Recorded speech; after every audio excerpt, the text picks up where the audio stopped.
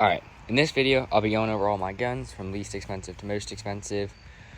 I'm not going to do any Springer pistols, all that, because we all got the Springer pistols, but no need to go over this. So, first we have the Valken Tactical Battle Machine Mod L. It's a great beginner gun, real reliable. I found it.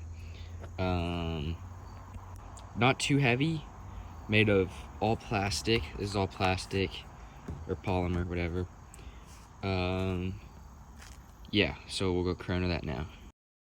Alright, so we're chronoing with 0.2 BBs, as you can see.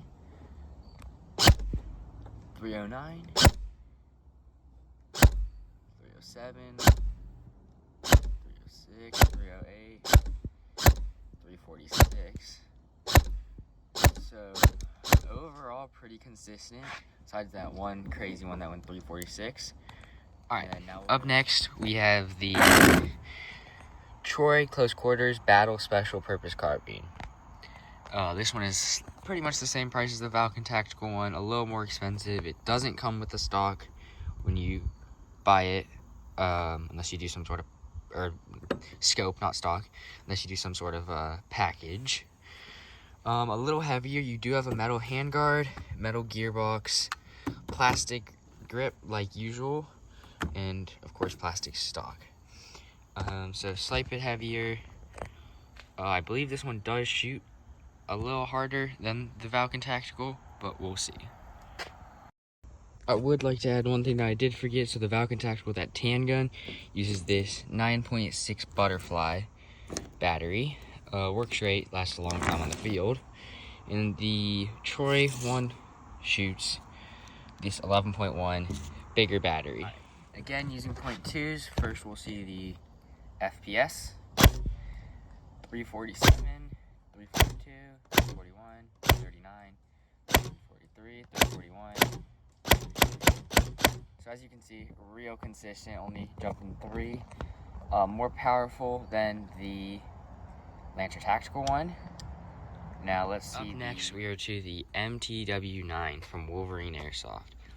So, been running this thing a couple months. It works great. Has the, again, adjustable stock. All metal except your grip, which is going to be like that on most guns, if not all.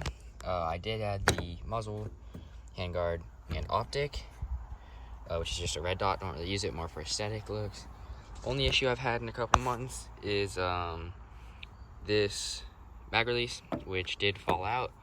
So if you were to get it, I'd recommend putting some Loctite in there, which will just hold it in place. Another thing to take notice of is, you see this tiny area? That's where your battery goes. You put it right through there, and that's the and it ends right here. So you don't have very much space for your battery, so you do have to use these small ones. It uses 7.4s. Yeah, so that's how you break it open, do it. Now we'll go chrono and see what this thing's shooting at. Alrighty, so now this is put together. You can see it's real nice and connected to our air tank. One thing I did forget to mention is it does use these Evo Scorpion mags, which this is a mid-cap one, so it only holds 75. So if you're gonna run mid-caps in this one, I'd recommend getting a bunch of these, or just running high caps, or like a drum mag for this. Proning, this is also adjustable. All HPA guns are gonna be adjustable. Gotta change your air tank.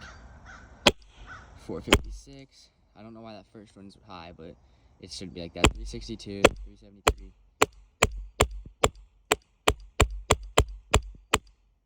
So y'all can see, around 360, 370.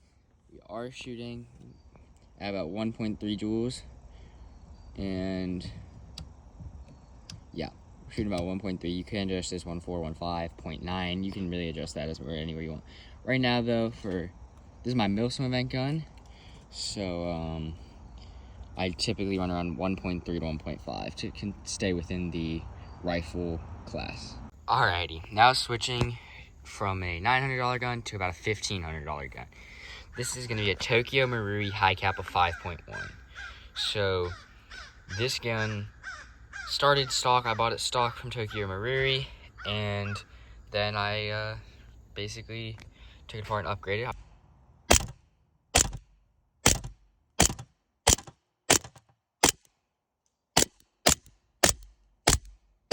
This is going to be my ESG Monk Customs build.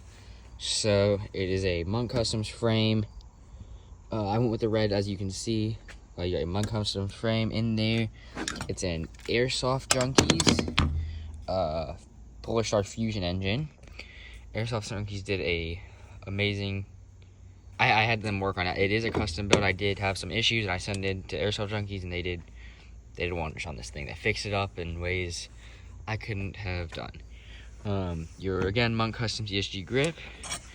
So there are your gauges. So if you're considering building one of these, just be aware that this grip can give you a ton of issues. I actually do have a leak in here that I'm currently trying to fix. It is on the regulator end. That's just a little confusing, a little harder, because I'll show y'all in 1 second how you screw in the grips. So that is where your FCU and battery go. Right there, you unscrew that, put it in there. I will unscrew that now though and show y'all. Alright, so now that we got it off, not too hard to take off, just a 5/64 Allen key. And really any standard Allen key set, even if you have like one of the little tools, whatever you call them. So in here, again, similar to the MTW, not a whole ton of space. So you are gonna need a tiny little, that's a 7.4. Like real small to fit that FCU as well. So as you can, this line is actually shorter from the one. Another issue I was having when building it was these screws they were all the way in, I was positive, and it was still shaking. This was not all the way. So with your Fusion engine and your grips, you actually have to cut the screw short. So I couldn't do that. That is one of the things that Junkies did for me. They cut those screws shorter for me, which really kind of saved for me, because I wouldn't have been able to do that. And you don't want your grip falling off shaking the whole game. So I'm going to toss the battery in this and we'll go chrono it.